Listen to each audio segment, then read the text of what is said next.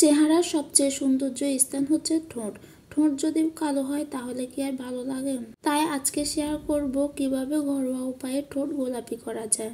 আমরা অনেক নামি দামি ব্র্যান্ডের প্রোডাক্ট লাগিয়েও ঠোঁটকে গোলাপি করতে পারি না। ঠোঁট নিয়ে অনেক দুশ্চিন্তা এবং হতাশা ভুগি।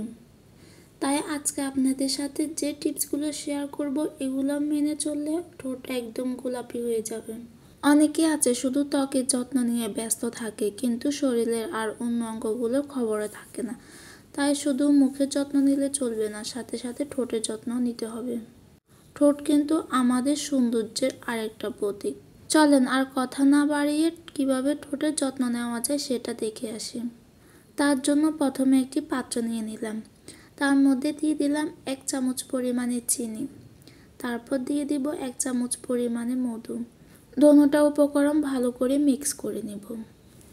স্ক্রাব হিসাবে চিনি ব্যবহার করা হয় অনেক কাজে। আর এই চিনি আমাদের ঠোঁটের জন্য কতটা উপকারী। চিনি দিয়ে আমরা যখন স্ক্রাবিং করব তখন আমাদের ঠোঁটের কালো দাগগুলো দূর হয়ে যাবে এবং এর সাথে সাথে ঠোঁটগুলো গোলাপি হয়ে যাবে। ত্বকের জন্য স্ক্রাবিং যেমন গুরুত্বপূর্ণ, সেম আমাদের ঠোঁটের জন্য স্ক্রাবিং অনেক গুরুত্বপূর্ণ। এবং এর সাথে দিয়ে দিলাম মধু। মধু আমাদের ত্বকে যেমন উজ্জ্বলতা বাড়ায়, সেম আমাদের ঠোঁটেরও উজ্জ্বলতা বাড়াতে সাহায্য করে। ঠোঁটের ত্বক কিন্তু আমাদের মুখের ত্বকের থেকে ব্যতিক্রম নয়। আপনারা যদি চিনি আর মধু একসাথে না লাগাতে চান, রাত্রে ঘুমানোর সময় শুধু ঠোঁটে মধু লাগিয়ে ঘুমান, সকালে উঠে ধুয়ে ফেলুন। এই প্যাকটা বানানোর পরে এটা কিভাবে ব্যবহার করবেন চলেন জেনে নিন। আঙুলের সাহায্যে মধু আর চিনি প্যাকটা নিয়ে এটা ঠোঁটের মধ্যে দিয়ে 2 থেকে 3 মিনিটের মতন মাসাজ করুন। এরপর এভাবে 2 থেকে 3 মিনিট মাসাজ করার পরে হালকা কুসুম গরম পানি দিয়ে ধুয়ে ফেলুন। এরপর ঠোঁটের মধ্যে ভালো মানের একটি লিপ বাম লাগিয়ে নিন।